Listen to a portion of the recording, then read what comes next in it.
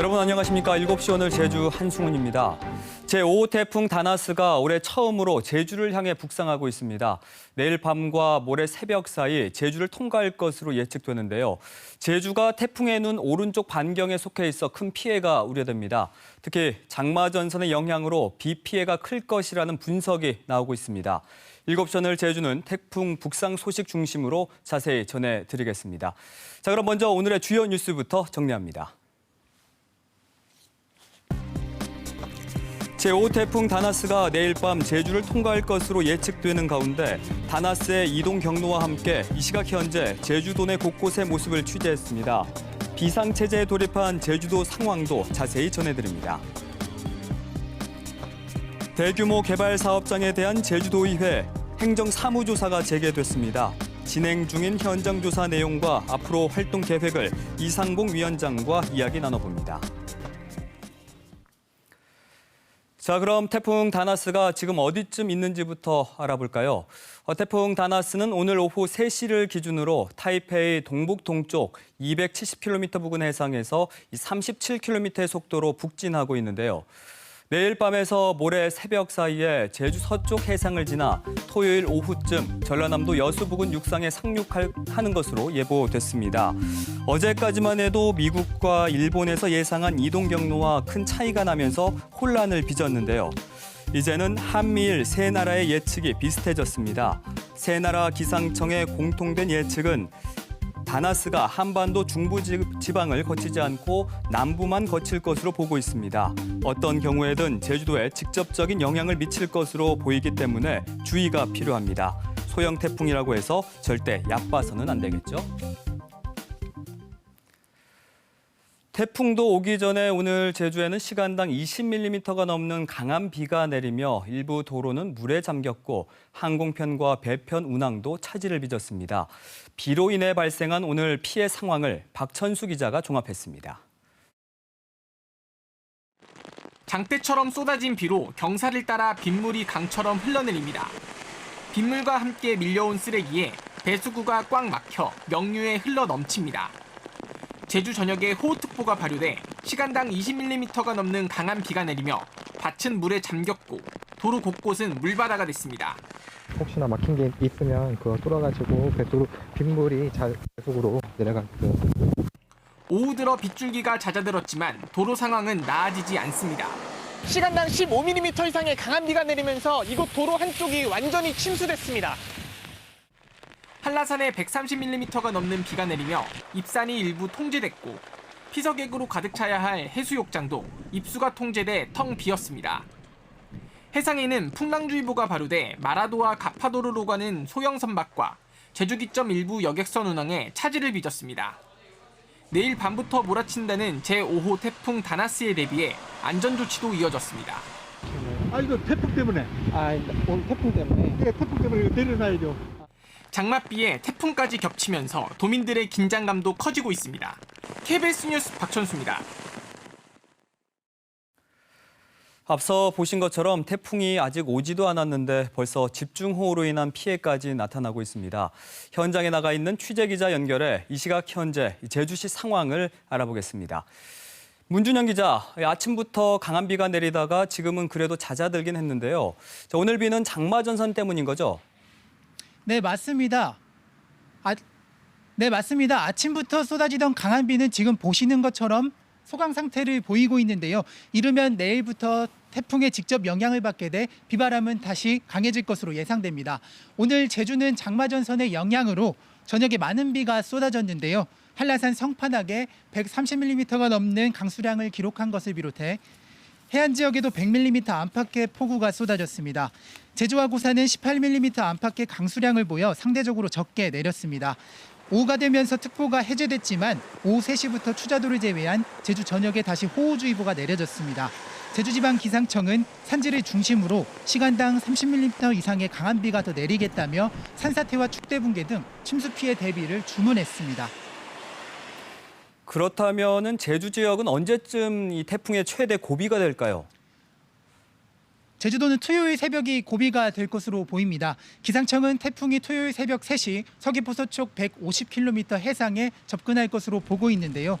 장마전선 영향까지 더해지면서 오늘부터 토요일 밤까지 제주 전역에 150에서 300, 산지엔 700mm가 넘는 폭우가 쏟아지겠다고 예보했습니다. 당장 내일 새벽부터 제주도와 제주 앞바다에 풍랑과 강풍 예비특보가 발효됐고 오후에 태풍 예비특보가 발효되는 등 지금부터 비 피해 없도록 철저히 대비하셔야겠습니다. 지금까지 제주시 도남동에서 KBS 뉴스 문준영입니다. 다음은 제주도 재난안전대책본부에 나가 있는 취재기자 연결해 보겠습니다. 김가람 기자, 제5호 태풍 다나스가 북상하고 있는데 그곳 분위기는 어떻습니까? 네, 태풍 북상 소식에 제주도 재난안전대책본부 상황실은 한껏 긴장한 모습입니다. 제주도는 오늘 오전 8시 20분부터 비상근무 1단계를 발령하고 예찰 활동을 강화하고 있는데요. 이곳 상황실도 근무요원을 보강하는 등 태풍 대비에 분주합니다. 제주도는 앞서 오후 1시 태풍 북상 상황 판단 회의를 가졌는데요. 원희룡 지사는 예측 못하는 상황이 있을 수 있는 상황을 전제해 사전 조치를 하라고 강조했습니다. 또 지난해 태풍 솔릭 때 인명피해가 발생했던 만큼 피해 예방에 사각지대가 없도록 주의를 기울여달라고 부탁했습니다. 제주도는 앞으로 태풍주의보가 내려지게 되면 비상 2단계 근무에 들어가 재난안전대책본부를 꾸리는 등 비상근무 체제에 돌입할 방침입니다.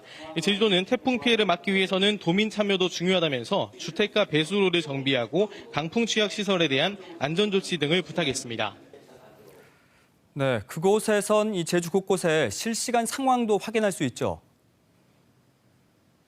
네, 그렇습니다. 이 제주도 재난안전대책본부 상황실에 설치된 CCTV를 통해서 현재 실시간 상황을 알아보도록 하겠습니다. 먼저 오늘 하루 많은 비가 내린 구자읍 송당리입니다. 네, 오늘 구자읍 송당리에는 120mm에 달하는 큰 비가 내렸는데요. 현재 시각 도로는 여전히 젖어 있지만 비는 거의 내리지 않으면서 소강 상태를 보이고 있습니다. 동쪽으로 가보겠습니다. 성산읍 온평리 어촌계 모습입니다. 멀리 성산 일출봉이 보이는데요. 화면에 보이시는 해상에는 강한 파도가 흰 포마를 일으키면서 끊임없이 밀려들고 있습니다. 이번엔 남쪽으로 가보겠습니다. 이 태풍의 길목인 서귀포시 법한포구인데요. 앞서 동쪽 해안보다는 비교적 약하게 파도가 일고 있지만 간간히 높은 파도가 치는 모습을 확인할 수 있습니다.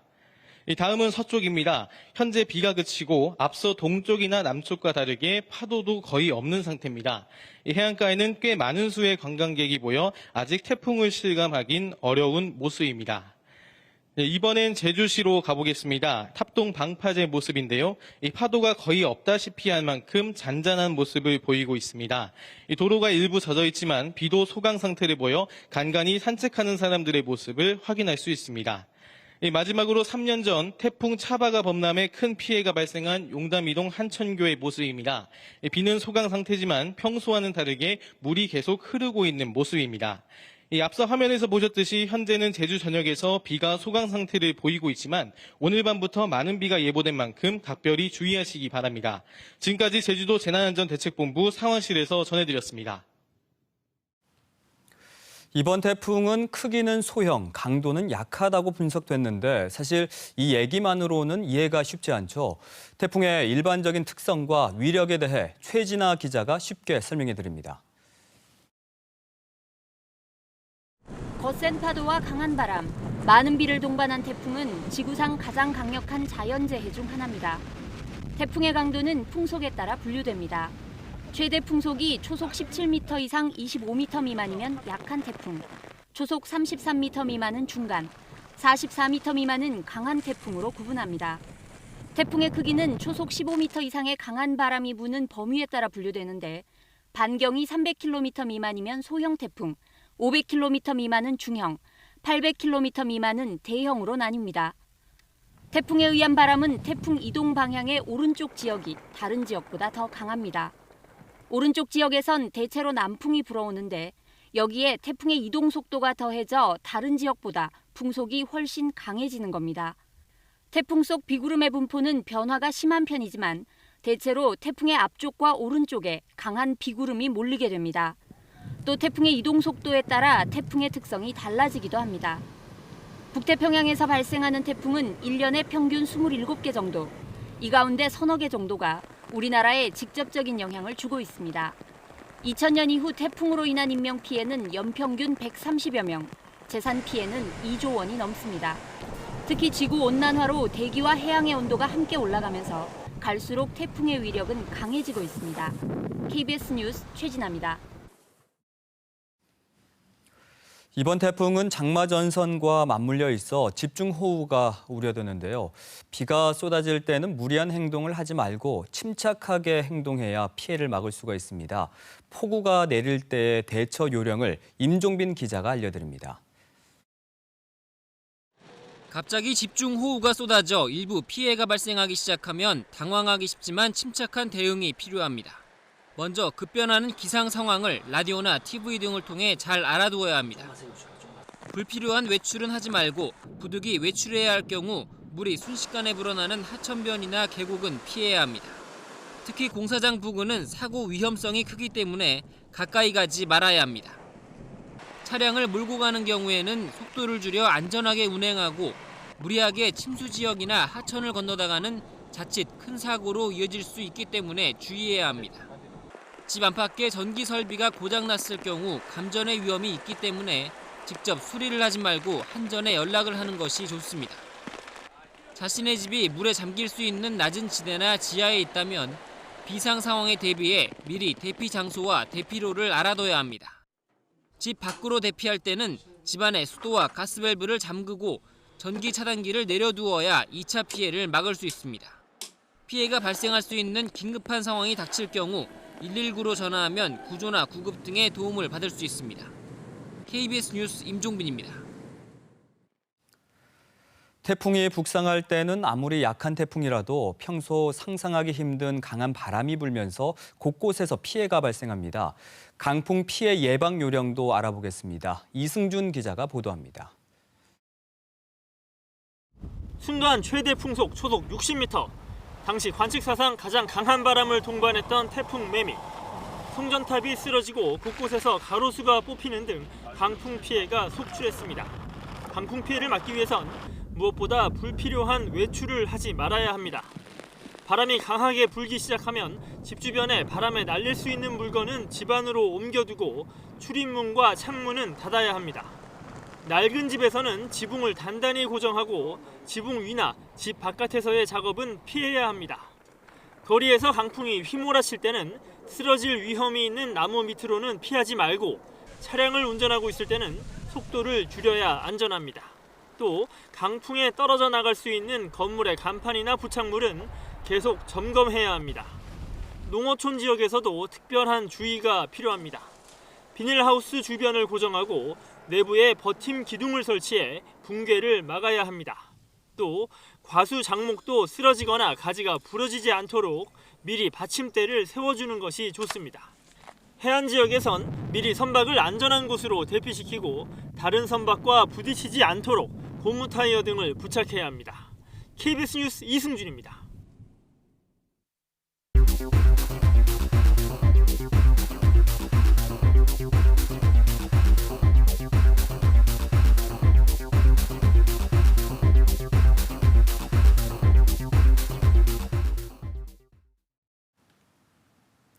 오늘 하루 뉴스를 정리해드리는 뉴스브리핑 손보라입니다. 지금까지 북상하는 태풍 소식 집중적으로 전해드렸는데요. 태풍 소식 말고도 오늘 하루 제주에는 많은 일들이 있었습니다. 첫 뉴스는 고등학교 시험지 유출 의혹 소식입니다. 한 고등학교 기간제 교사가 학생에게 기말고사 시험지를 유출했다는 의혹이 일고 있는데요. 다른 고등학교에서는 기간제 교사가 학생을 사적으로 만났다는 소문이 돌며 제주도 교육청이 조사에 나섰습니다. 나종훈 기자가 보도합니다. 최근 기말고사가 끝난 도내 한 여자 고등학교입니다. 국어 시험을 불과 나흘 앞둔 지난 8일 돌연 시험 출제 위원과 시험 문항들이 교체됐습니다. 기말고사를 앞두고 이곳의 한 기간제 교사와 여학생이 사적 만남을 가진 모습이 학부모에게 목격되며 시험 문제 유출 의혹이 불거졌기 때문입니다. 학교 측은 실제 시험 문제 유출은 없었다면서도 해당 교사의 사직서를 받아들였습니다. 시험기간에서는 오해가 살 수 있겠구나라고 생각해서 그 선생님 학기이 끝나고 나서 이제 선생님들하고 교과 협의회를 하고 시험 문제를 이렇게 다시 출제하자. 또 다른 고등학교에선 모 기간제 교사가 여학생들과의 식사 자리에서 함께 술을 마셨다는 사실이 알려지며 사직서를 제출했습니다. 뒤늦게 소식을 접한 제주도 교육청은 조사에 나섰습니다. 교육청은 사실관계 확인과 함께 별도의 보고 없이 자체적으로 처리한 학교 측의 대처가 적절했는지도 들여다보기로 했습니다.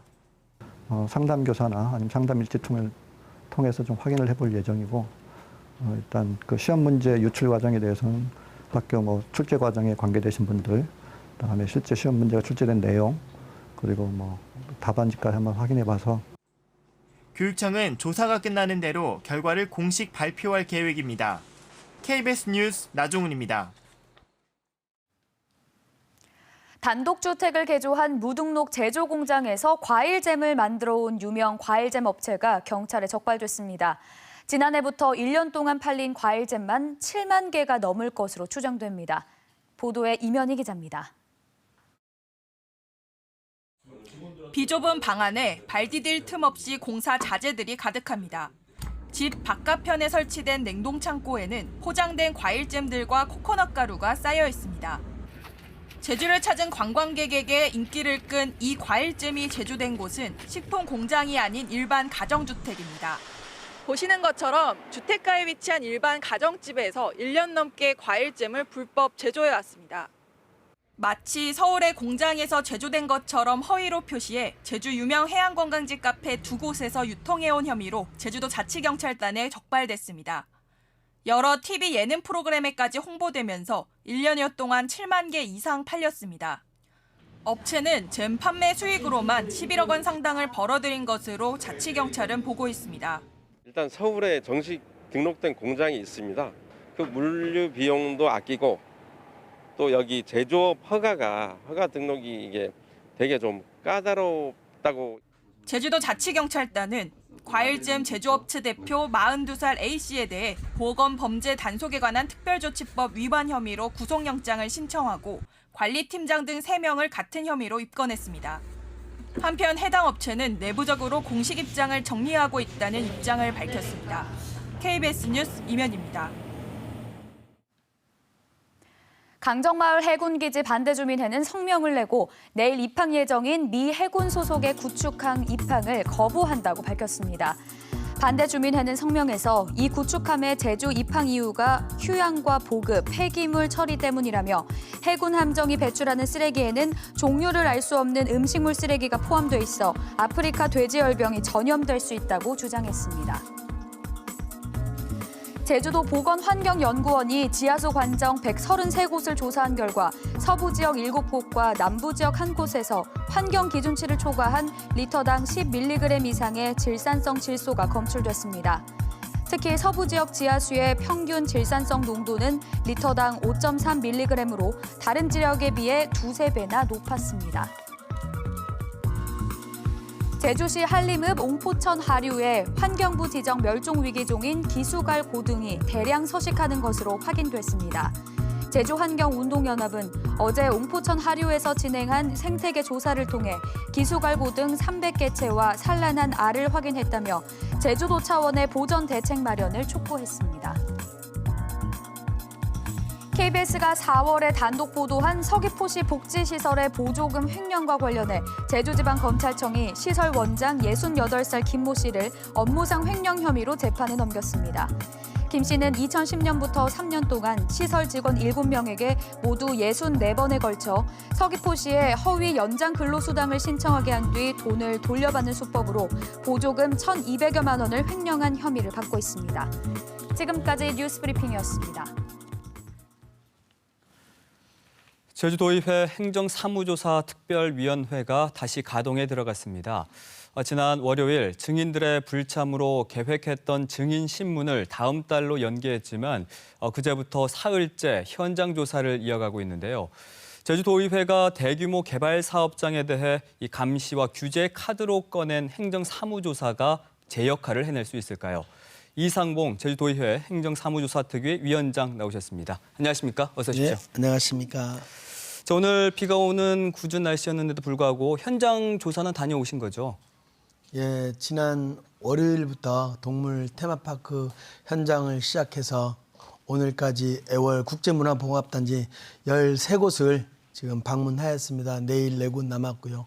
또 가서는 그 사업장에 대한 어떤 취지로 처음부터 설계되었는지, 그리고 그런 속에서 핵심적으로 변경 승인은 어떤 속에서 이루어졌는지, 그 속에서 사업자 입장을 듣고 또 그리고 행정의 입장들을 들으면서 앞으로 어떤 자료를 요구할 것인지 그런 자료들을 요구하고 그 내용들을 세밀히 분석한 이후에 그 현장에 대한 문제점 그리고 앞으로 개선해야 될 부분들을 같이 고민할 수 있는 그런 현장 방문의 시간이었습니다. 그럼 현장 조사에서는 주로 뭐 어떤 점을 더 주목하고 보고 계십니까, 지금?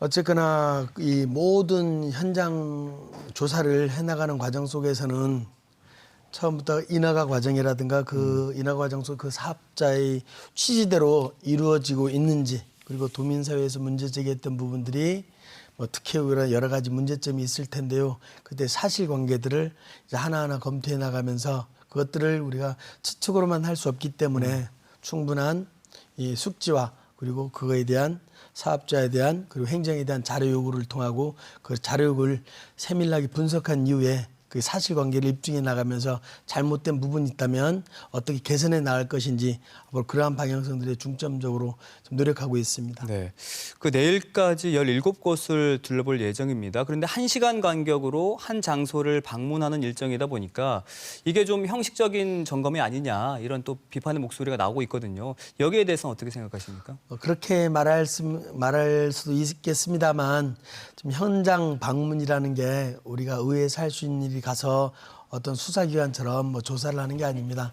직접적으로 참석해가지고 그 사업자에 대한 취지, 개괄적인 현장 설명을 듣고 그 속에서 의문시 되는 부분들을 사업자 대표에게 질문들을 드리고 그 속에서 행정들은 어떠한 속에서 그런 방법들을 선택했는지 같이 고민하는 시간들입니다. 그 속에서 잘못된 부분이라고 우리가 예측을 한다면 그거에 대한 세밀한 자료 요구들을 하고 그 자료 요구를 이제 들어온 속에서 분석한 속에서 잘못된 부분이 있으면 그 문제를 해결할 것이기 때문에 1시간 속에서는 짧을 수는 있지만 앞으로 이 시간들이 넉넉히 남아있기 때문에 자료들을 충분히 분석한 속에서 도민들이 의혹의 눈으로 바라보는 부분들은 명쾌히 해명할 수 있도록 앞으로 행정사무조사 특위가 더욱더 분발하도록 노력하겠습니다. 지난해 11월에 행정사무조사 특위가 이제 꾸려진 거죠. 예. 언제까지 활동을 하게 되는 건가요? 작년 12월 21일부터 이제 올해 2019년 12월 20일까지 1년간으로 지금 우리 본회의장에선 행정사무조사 기간이 채택되었습니다. 앞으로 한 5개월 정도가 남았는데요. 그 5개월 동안 지금 앞으로 이제 5개 사업장, JD 사업장을 잠정적으로 지금 8월 9일 날 증인 채택이 잡혀 있는데요. 그것들 원만히 준비해 나가면서 그 이후에 9월 이제 본회의 회기가 끝난 이후에 비회기 기간에 지금까지 현장 방문 조사를 했던 17개 사업장에 대한 현장 방문들을 또 의문점이 남았던 부분들을 자료를 통해 잘 분석해가지고 그 문제점들을 대안들을 제시하고 해결점들을 같이 풀어나갈 계획들입니다. 네, 그 50만 제곱미터 이상 대규모 개발 사업 가운데 22곳이 대상이지 않습니까? 예, 그럼 예. 지금까지 성과가 좀 나왔습니까?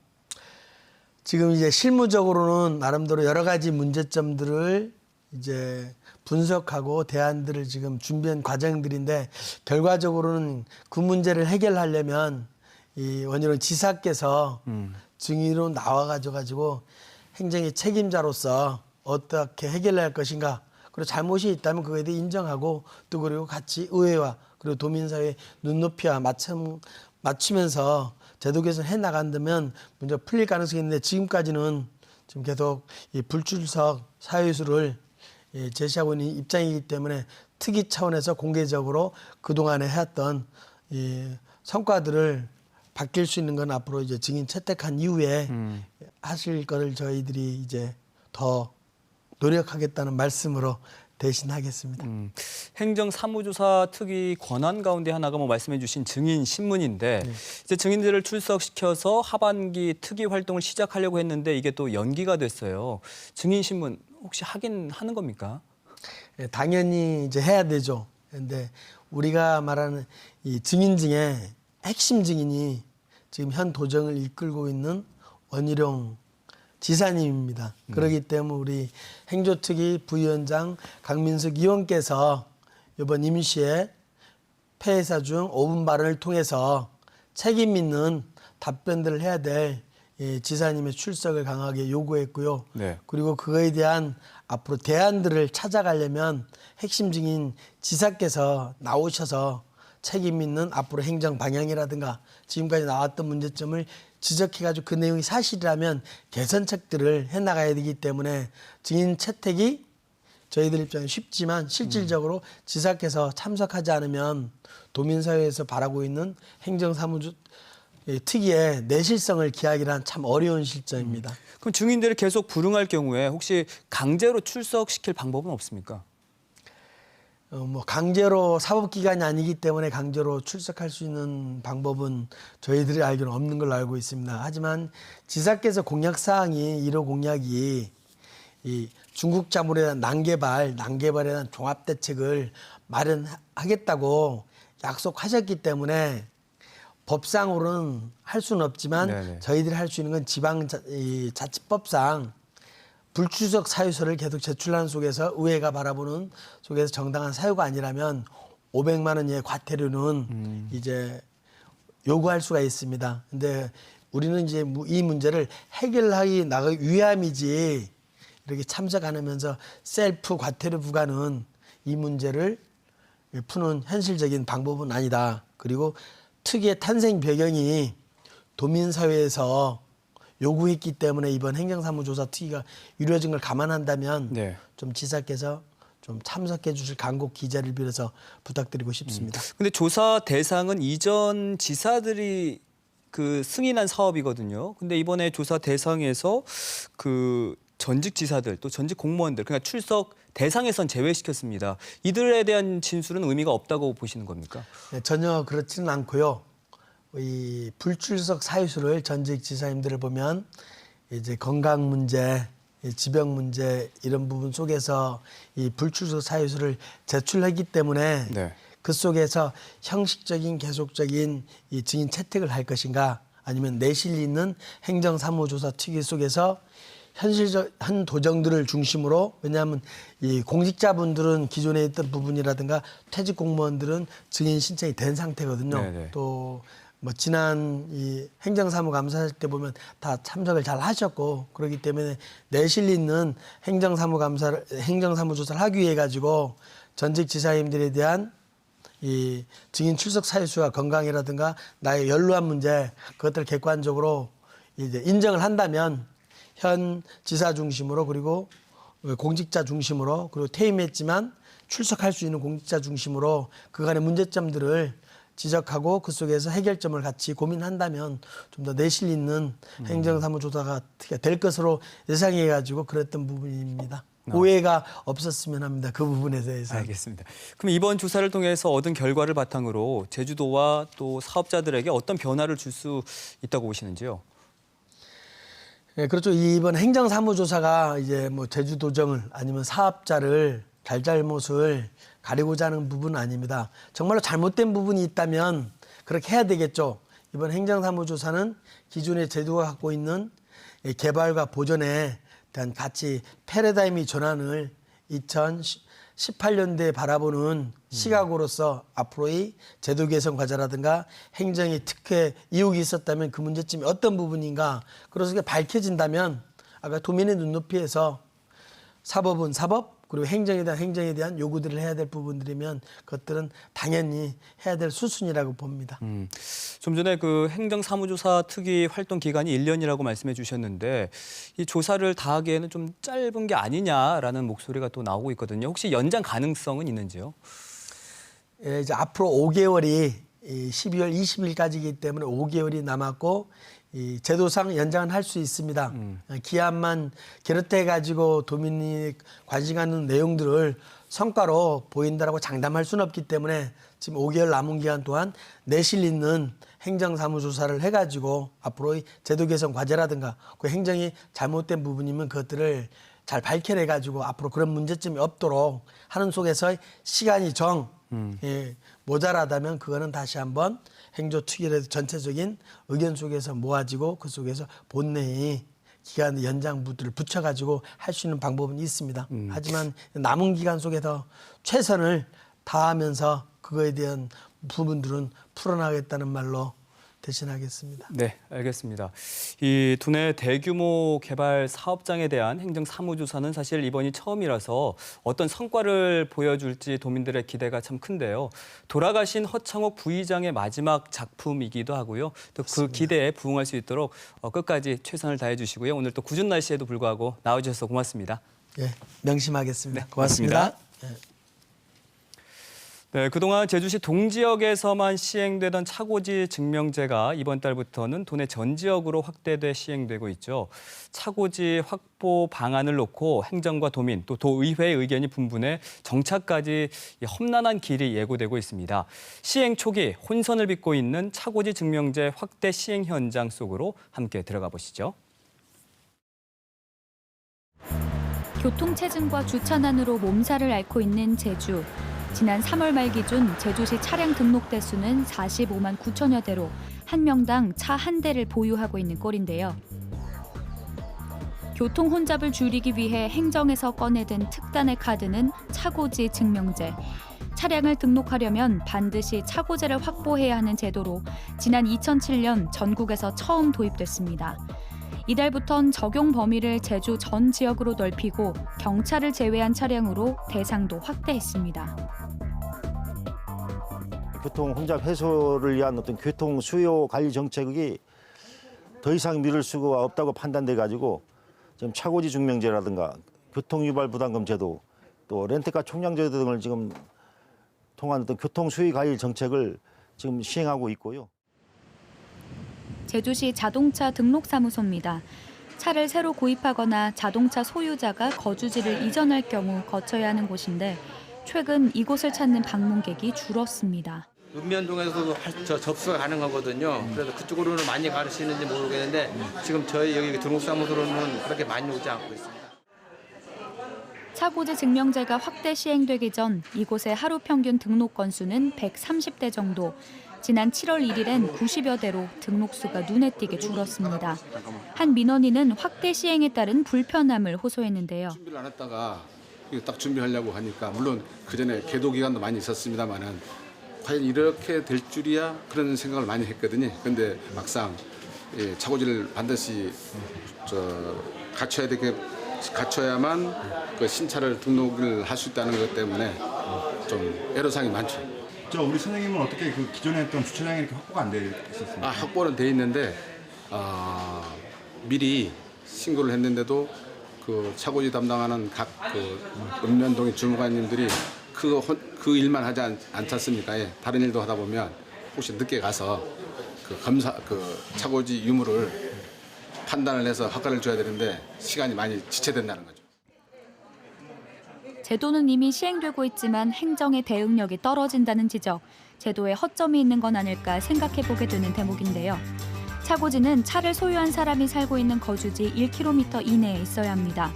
거주하고 있는 건물 주차장이나 자기 차고지가 없을 경우 유료 공영 주차장과 사설 주차장을 1년 단위로 임대해 증명해야 하는데요. 차고지 확보 방안에 대한 불만의 목소리가 있습니다.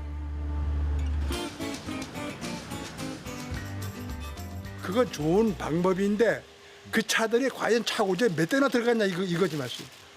요즘 보면은 뭐 어떤 거면 집 앞에 그냥 다 세우고 하는데 1km를 자기가 그런 움직 갖고 가? 그러면 선생님 그렇게 갖고 가? 1km를 다 세워다 그런 갖고 가? 아침에 그런 가고. 그 주택가에 있는 어떤 공원지라든가 짜투리탕을 이렇게 활용해 가지고 공영 주차장을 조성해 가지고 그 차고지 공급용 차고지로 이렇게 공급될 수 있도록 저희들이 공영 주차장을 많이 지금 확보를 하도록 지금 노력하고 있습니다.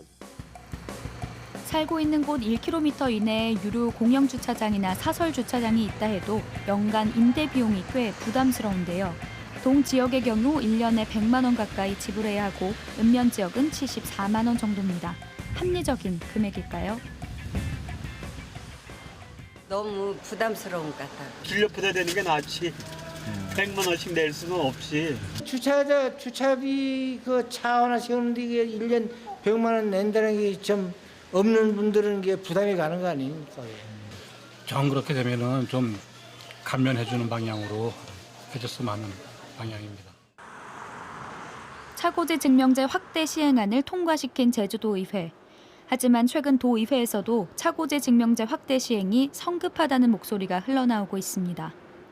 공영주차장은 말 그대로 공영주차장의 의미를 띄어야 하는 건데 거기에 40%를 임대사업자로 전락시키고 서민들에게 세부담을 주겠다는 것들은 의회에서 이건 정말 이 정책은 정말 심한 얘기로 재고까지도 고려해봐야 되지 않나 그렇게 생각합니다. 제주도의 교통수요 관리 정책으로 이달 1일부터 도 전역으로 확대 시행된 차고지 증명제. 출발선에서 혼선을 빚고 있는데요. 차고지 확보 방안을 도민에게 떠넘기고 있는 건 아닌지 우려와 불만의 목소리가 점점 커지고 있습니다.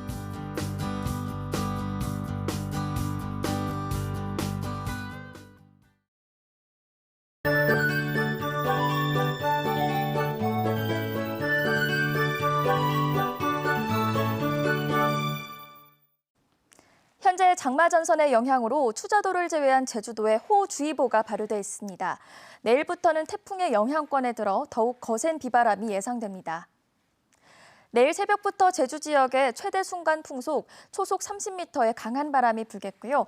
모레 밤까지 150에서 300mm, 산지에는 무려 700mm 이상의 매우 많은 비가 예보돼 있습니다. 산사태 등 침수 피해가 없도록 각별히 유의하셔야겠습니다. 앞서 태풍 진로에서도 설명드린 것처럼 내일 밤부터 모레 새벽 제주 서북 서쪽 해상에 접근할 것으로 보이는 제5호 태풍 다나스에 대해서 자세히 살펴보도록 하겠습니다. 태풍 다나스는 990헥토파스칼, 중심 부근 최대 풍속 초속 24m의 소형급 태풍으로 현재 타이완 북동쪽 약 270km 부근 해상에서 시속 37km로 북진하고 있는데요. 내일 오후 3시경에는 중국 상하이 동쪽 약 230km 부근 해상까지 올라온 뒤 모레 새벽 3시쯤 제주 서쪽 해상에 접근하겠습니다. 내일 지역별 날씨 살펴보겠습니다. 내일도 23도에서 24도로 출발하며 아침 기온은 오늘과 비슷하겠고요. 낮 동안 29도까지 오르겠지만 흐리고 비가 오는 탓에 큰 무더위는 없을 것으로 보입니다. 내일 해상의 날씨 매우 좋지 않겠습니다. 전해상의 물결이 매우 높게 일겠는데요. 제주도 앞바다의 물결이 최고 5m로 매우 높겠고 바람까지 매우 강하게 불겠습니다. 제주도 남쪽 먼바다의 물결은 최고 6m까지 일 것으로 보입니다. 현재 남쪽 먼바다에는 풍랑주의보가 내려져 있고 내일 오전에는 태풍특보가 예상됩니다. 해안도로나 방파제에 바닷물이 넘칠 수 있어 안전사고를 각별히 주의하셔야겠습니다. 주간 날씨입니다. 태풍의 영향으로 토요일까지 매우 많은 비가 오겠고요. 일요일부터는 뚜렷한 비 소식이 없겠습니다. 날씨였습니다. 제5호 태풍 다나스의 영향으로 비바람이 점점 거세지고 있습니다.